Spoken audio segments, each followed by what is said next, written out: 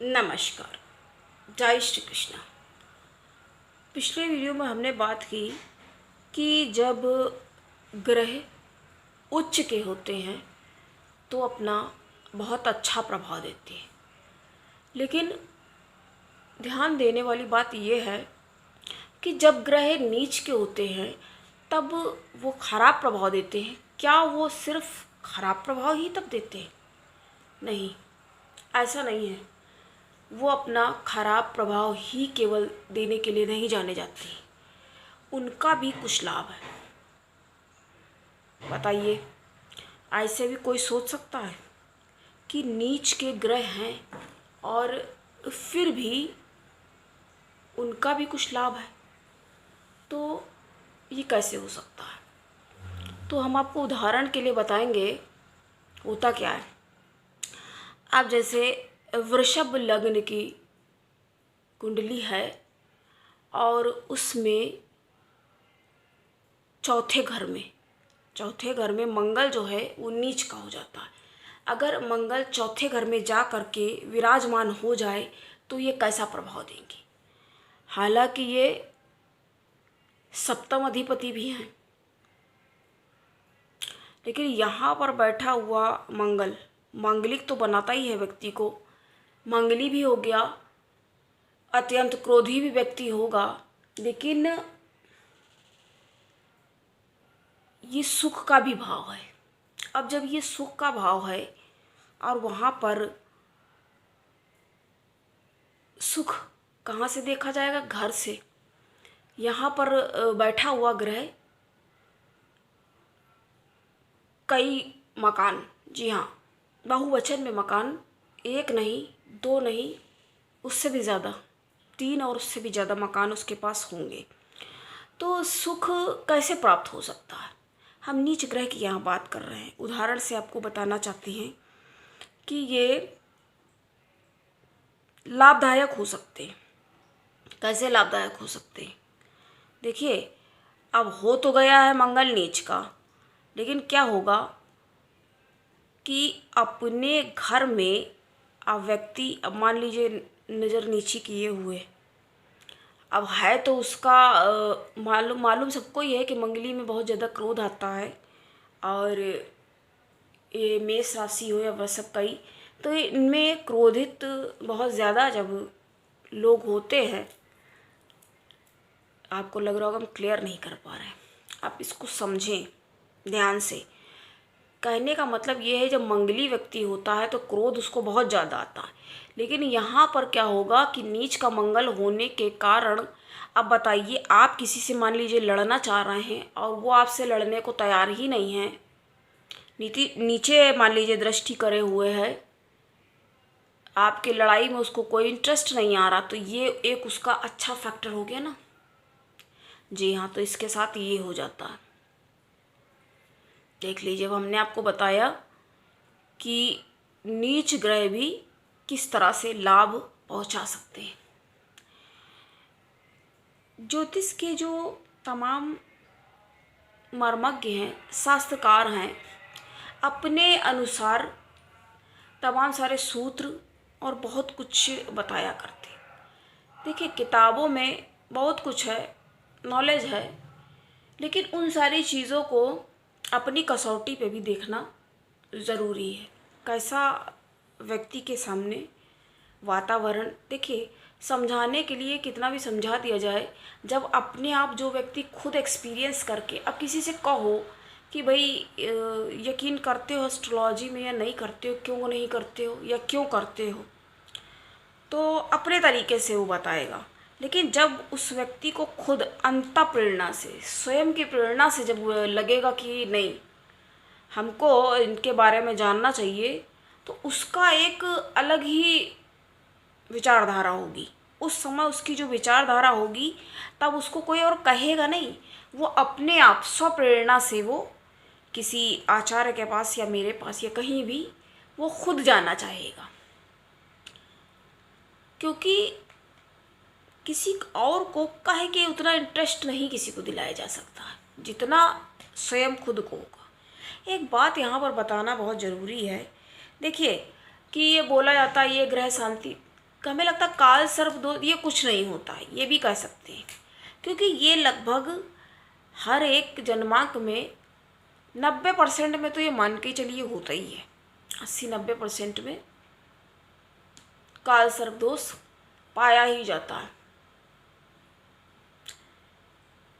क्योंकि सारे ग्रह मान लीजिए राहु और केतु के बीच में आ गए या नहीं भी आ गए, एक बच गया तो एक ही बच जाएगा, बाकी तो सारे ही आ गए। तो ये बहुत लोग इसमें काफ़ी ज़्यादा मतभेद पाए गए हैं। तो बहुत से लोग देखिए वो अपने ऊपर है, आपके अपने ऊपर है कि आप उसको मानते हैं या नहीं मानते, क्योंकि बहुत सारे लोग काल सर्प दोष को कोई दुर्योग नहीं मानते हैं और बहुत सारे विद्वान इसको मानते हैं। क्योंकि ये पहले के समय में जो था, हमने भी देखिए पूरा बनाया है, 1 घंटे का बना है, 1 घंटे से ज़्यादा का, हमने उसमें हर एक के बारे में एक्सप्लेन किया है। देखिए होता क्या है, राहु और केतु के मध्य में जब सारे ग्रह आ जाते हैं तो उसको ही उसी स्थिति को, उस परिस्थिति के कोई एक ग्रह से बनने वाला नहीं होता है। तो क्या हो जाता है, राहु केतु सबके मध्य में जब ग्रह आ गए तो क्या हो जाते हैं, ये पीड़ित हो जाते हैं। जब पीड़ित हो जाते हैं तो अपना फ्रीली मतलब स्वच्छंद रूप से ये अपना फल प्रदान नहीं कर सकते हैं। तो उसी परिस्थिति को इसके नाम से जाना गया है। और यदि एक ग्रह कोई निकल जाता है तो उसको सेविंग प्लैनेट मान लिया जाता है, सेविंग प्लैनेट है। देखिए कहा यह जाता है कि पूजा पाठ या शांति ग्रहों की करा दी जाए, अच्छी बात है शांति। अब जैसे कोई भूखा बैठा हुआ है, पहले भी बता चुके हैं, फिर से आज थोड़ी सी बैठा हुआ है तो उसको क्या करेंगे,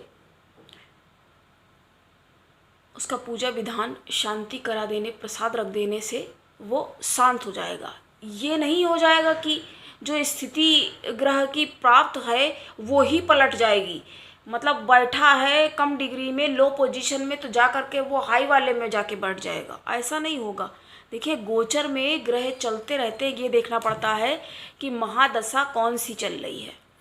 जिसकी महादशा देखिए चल रही होती है, सबसे पहले क्या चार्ट देखते, सबसे पहले यही देखा जाता है कि महादशा किसकी चल रही है। जिसकी महादशा चल रही होगी उसको तो प्रसन्न करना अनिवार्य है और ज़रूरी है, तो उसकी प्रसन्नता से लाभ पाया जा सकता है। एक बात आपको बताएंगे, देखिए जो लोग बहुत ज़्यादा पूजा पाठ करते हैं, देखिए अति धार्मिक होना सही कैसे हो सकता है। अब आप मान लीजिए कहीं गए हैं, आपके पास एक गाड़ी है, तो गाड़ी आप ले करके, चाहे कार हो या बाइक हो या फिर स्कूटी, आजकल जिससे जिसको चलना हो, जब गए आप ले करके तो पेट्रोल आप कितना लेते हैं, उससे ओवर थोड़ी ले लेते। जितने जगह होगी उतना ही तो भराया जाएगा। फुल करने के बाद अगर आप बहुत ज़्यादा उसको चालू रखेंगे तो वो बाहर बहेगा, ना कि आपकी जो आपका पात्र है उसमें वो नहीं भरेगा, वो डिग्गी में नहीं चला जाएगा, वो सिर्फ बहेगा, ओवरफ्लो हो जाएगा। उसी तरह से पूजा पाठ भी करना चाहिए और कौन से इष्ट देव हैं ये जानना बहुत ज़रूरी है। देखिए इसलिए ही बोलते हैं जन्मांक विश्लेषण अनिवार्य है। बहुत जल्दी अभी हम शुरू कर देंगे जो हमने बताई है आपको कि अब फेमस पर्सनालिटी से हमने बोला था सलमान खान की, इनकी सबकी आपको जन्मांक बहुत जल्दी, थोड़ा सा अभी मेरी आपको आवाज़ से भी लग रहा होगा तबीयत थोड़ा नासाज सही नहीं होने के कारण उतना रेगुलर, देखिए कल भी हम नहीं अपलोड कर पाए वीडियो, ना बना पाए ना ही अपलोड हुआ। हमें लगा आज कुछ तो आपको मिलना चाहिए, कुछ जानकारी इस चैनल पे आए तो आपके लिए नई उपलब्ध हो। तो हम आपको उच्च ग्रहों के बारे में बता रहे हैं। देखिए उच्च ग्रह अपनी मतलब एक अच्छी खुश होते हैं, ये अच्छी स्थिति। देखिए अपने से आप समझ लीजिए, जब आपको कुछ इंक्रीमेंट मतलब कहीं पे आप जाते हो, कहीं से आपको कुछ मिलता है, कुछ कहीं से कुछ प्रोवाइड होता है तो आपको क्या होता है, खुशी होती है। उसी तरह से जब ग्रह अपनी उच्च राशि में अपनी सर्वोच्च स्थिति में होते हैं तो ये भी बड़े प्रसन्न हो जाते हैं, ये खुश हो जाते हैं। और जब ये खुश होते हैं तो व्यक्ति को, अब जिसके जन्मांक में ये अच्छी परिस्थिति में है तो ये क्या करते हैं, उसके लिए भी फिर खुशी के अवसर उपलब्ध करवा देते हैं, उसको भी खुश करते हैं। क्योंकि अच्छी परिस्थिति में होने के कारण, देखिए सूर्य के उच्च होने का क्या मतलब, एक नंबर पे यदि मान लीजिए सूर्य लिखा है, लेकिन यहाँ पे आपको मतभेद हैं, कुछ ऐसी बातें आज हम आपको बताएंगे। वैसे हमने पहले तो नहीं तय था इतना बताना, लेकिन जब बता रहे हैं, बात निकली है, क्योंकि बात फिर अगर रह जाती है तो बाद में रह ही जाती है फिर बताने का मौका। तो ये कह रहा था, देखिए अगर एक नंबर पे जैसे सूर्य है तो क्या होगा, पिता उसका जो होगा बहुत अच्छी स्थिति में होगा। जैसे बहुत सारे लोगों के साथ आप ये बिल्कुल तय मानिए, अब हम एक बात यहाँ कहने वाले हैं, जैसे मीन लग्न में भूल जाइए कभी भी पिता से वैचारिक मतभेद नहीं होंगे या पटेगी, लिख करके रख लीजिए, ये बात बिल्कुल नहीं बनेगी, कभी नहीं बनेगी। जब तक जीवित रहेंगे नरक किए रहेंगे ऐसे व्यक्ति का जीवन। कौन, उसके पिता। शत्रुवत व्यवहार रहेगा, उसको शत्रुओं की कोई आवश्यकता नहीं रहेगी।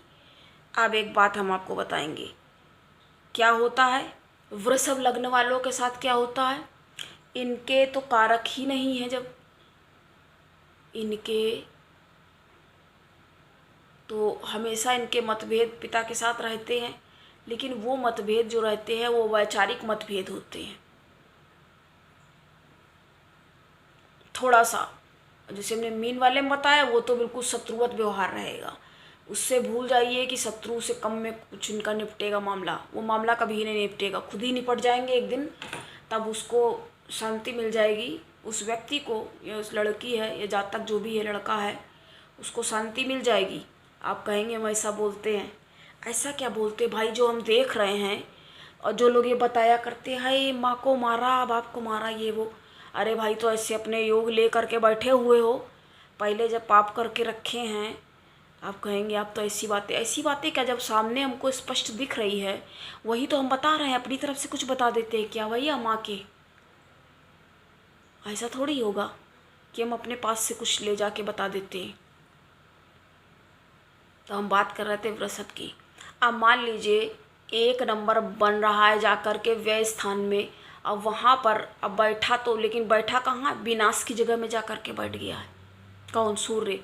एक नंबर की बात हो रही है तो क्या होगा, उसको परेशानियाँ एक नंबर की आ जाएंगी, उसको टेंशन रहेगी। जितनी सफलताएं, मेहनती बहुत होगा, कई बार हम पहले बोल चुके हैं, कर्मठ होगा, बहुत मेहनती होगा, लेकिन क्या होगा, उसको प्रॉब्लम को लगेगा, बिल्कुल लगेगा 99-90% सॉल्व हो चुकी, मतलब सफलता लगते लगते,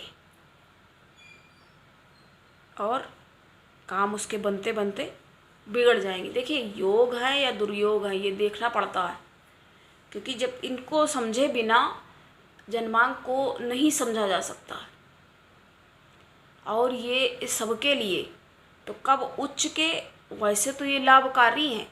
एक नंबर पे यदि सूर्य बढ़ जाए तो ये अत्यंत शुभ माना जाएगा, इसको अत्यंत शुभ परिस्थिति ये कही जाएगी। लेकिन होगा क्या, अब ऐसी जगह में जा कर के बढ़ गए जब कारक ही नहीं है, और यदि कहीं किसी किसी के जैसे मारक है। अब मिथुन की बात यदि हम करते हैं तो मिथुन के लिए सर्वाधिक शनि ही कारक होते, लेकिन आदमी कैसे अपने ग्रह खराब करता है मिथुन वालों के लिए गारंटी है। हम आपको किसी दिन बुराइयां बता देंगे तो आप कहोगे आप बुरा, हम अच्छाई सबकी बताते हैं तब तो आप बड़े आराम से सुन लेते हो, तब तो आप आराम से सुनते हो, तब जब बुराई बताते तो वो भी सुनिए ना, सुनिए, आप बुराइयां भी सुनिए। हजम करने की कैपेसिटी होनी चाहिए, क्योंकि अगर आप में अच्छाइयाँ हैं तो बुराइयाँ भी तो ज़रूरी होंगी। जब दिन है तो रात भी है, काला है तो अंधेरा है। अगर आप में काला है तो अंधेरा है, और उजाला भी है, उजाला है तो अंधेरा है, अंधेरा है तो उजाला है। खाली अंधेरा ही कैसे हो सकता है, या खाली उजाला ही कैसे हो सकता है। अगर आप में अच्छाइयाँ हैं तो बुराइयाँ भी अवश्य होंगी। बात हम मिथुन की करें तो मिथुन के लिए राशि के लिए सबसे ज़्यादा, मिथुन राशि वालों के लिए और लग्न वालों के लिए सर्वाधिक इनके कौन होते हैं योग कारक? इनके होते हैं शनिदेव योग कारक। लेकिन ये लोग क्या करते हैं? झूठ बोलते हैं ये लोग, बहुत झूठ बोलते हैं। अब बुरा लगे आपको तो लगे भाई, जो बात सच है वही तो हम कहेंगे, अपनी तरफ से तो हम कुछ बोल नहीं रहे हैं। और अगर आप फिर से झूठ ही बोलने के लिए कह दे, अरे आप ऐसे बता रहे हो, अरे हम ऐसे ही क्यों बताएंगे, हम भी सब देख समझ के ही, यूं ही नहीं कुछ भी बोल देते हैं कि चलो कुछ भी बोल दे। तो आज हमने आपको इन ग्रहों के बारे में बताया। उच्च परिस्थिति और नीच ग्रह भी अच्छा प्रभाव देते हैं। कई बार नीच ग्रह भी, ऐसा नहीं होगा कि ये अपना कोई प्रभाव देंगे ही नहीं। कई बार आदमी सोच लेता है कि नीच ग्रह हैं ये अब अपना कोई प्रभाव ही नहीं देंगे। ऐसा नहीं होता है। नीच ग्रह हैं तो क्या वो अपना कोई प्रभाव नहीं देंगे? वो अपना प्रभाव अवश्य देंगे, और बुरा ही देंगे ये भी तय नहीं है, अच्छा भी दे सकते। यही हमने आपको भी उदाहरण के साथ बताया कि ये अपना अच्छा प्रभाव भी आपको दिखा सकते हैं और दे सकते हैं। तो आज आपको मैंने इनके बारे में बताया। तो आज के लिए इतना ही, और मिलते हैं फिर अगली परिचर्चा में। तब तक के लिए नमस्कार, जय श्री कृष्ण। और हाँ, जिनका भी जन्मदिन है उन सभी को जन्मदिन की ढेर सारी बधाई। जय श्री कृष्ण।